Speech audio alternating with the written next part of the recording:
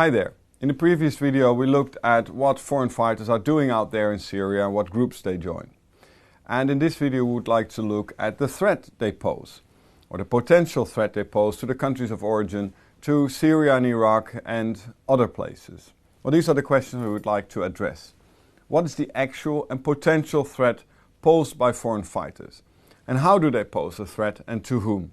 And the focus is on Europe because we got relatively a lot of information about threat assessments in Europe, and we got a little bit more information about how and why they could pose a threat in countries within the EU.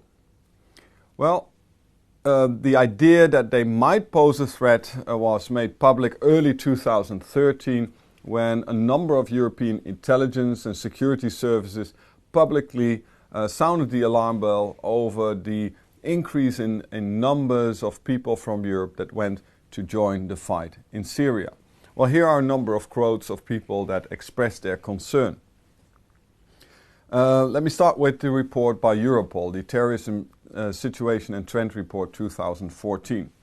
In this report, returning fighters, it said, have the potential to utilize their training, combat experience, knowledge and contacts for terrorist activities inside the EU. And Germany's Minister of the Interior feared that Syrian jihadist veterans returning to Europe after being trained in what he called deadly handwork will be, again a quote, ticking time bombs. Well, these are very worrisome expressions by especially the Minister of the Interior of Germany, but also Europol Director Rob Wainwright said returning fighters could incite others to join the armed struggle or use their training, combat experience, knowledge and contacts to conduct violent activities within the borders of the EU. But it's not only European leaders of police organizations, intelligence organizations that expressed concern. What about the worries of those responsible for security in countries of origin outside Europe? Well, let's take the case of Tunisia.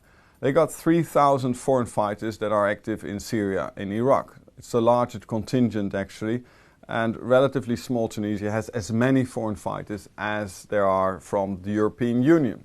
And that country is worried, as expressed by the Tunisian Interior Minister, who in February 2014 said the following. He said, "We have managed to prevent nearly 8,000 people from going to Syria. And we don't have exact numbers for those who have returned, but they are estimated to number around 400. So a relatively large group."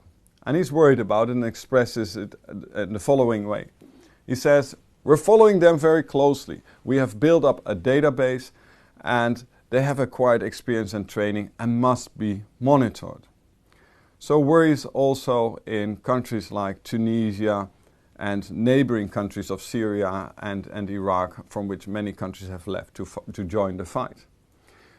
Why is this the case? Well, most of them have joined jihadist groups related to or inspired by Al-Qaeda. And their agenda is more than just trying to assist local groups to topple the regime of Assad. Some, and actually many of these groups, have a wider agenda. They want to establish an Islamic State, one whose borders are not the borders of Syria but a larger area, a caliphate, which might include also ideally Jordan and many other parts of the Islamic world. So especially for the countries in the region, this is very worrisome. But some of these groups have a wider agenda in the sense that they also want to punish or attack powers that support what they call infidel or corrupt regimes, including countries like the United States, and many also have on their list Israel as an enemy that has to be defeated. So there are many countries that are worried about what's going on in Syria. Well, if we look beyond the agenda of the jihadist groups and focus on the individual level, the worries of governments of the countries of origin pertain to the following issues. And it has been mentioned already by some of those that I've quoted. And that's the further radicalization, combat training and experience, them being part of an international jihadi networks. So some of them go as individuals, but they come back as part of a larger network and some countries fear that they're being sent home to stage an attack.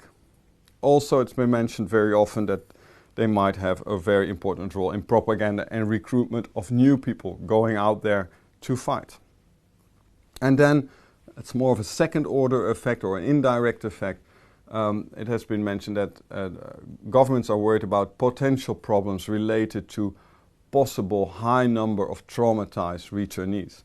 Many of these people have gone to Syria unprepared, have seen horrible things, have maybe participated in horrible things or were bystanders, and they might be a full victim to post-traumatic stress syndrome that could lead to all kinds of violence, depression, suicide, and other worrisome developments that might occur only later on. Very difficult topic, post-traumatic stress syndrome, but the traumas could be lead to second-order effects.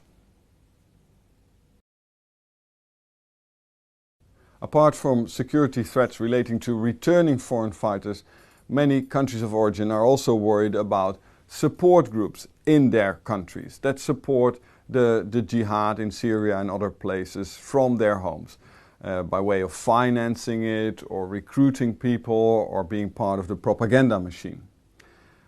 And also they're worried about the possibility that these groups will further radicalize and accept intimidation and violence as legitimate instruments or course of action against the government or against perceived unbelievers or not good Muslims. For instance, those that speak out against the jihad and especially against IS or against other groups.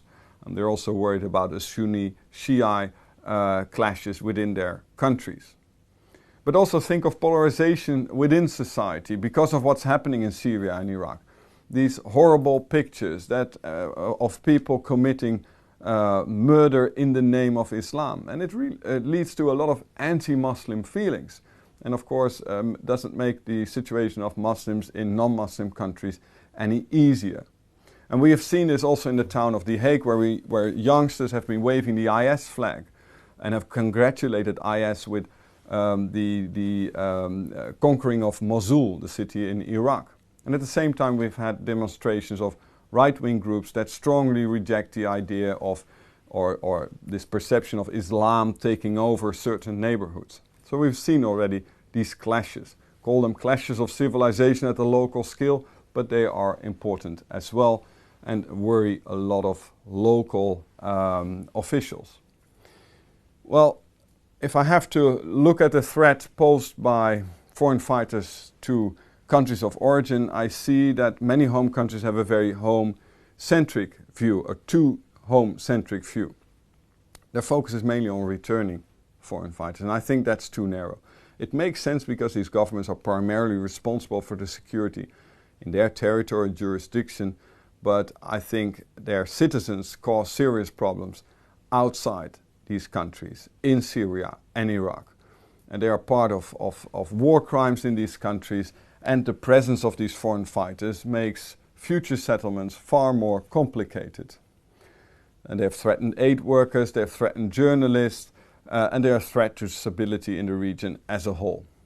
And finally, many foreign fighters will not return to their countries of origin, partly because their passports have been taken away, or for many other reasons, because they fear prosecution.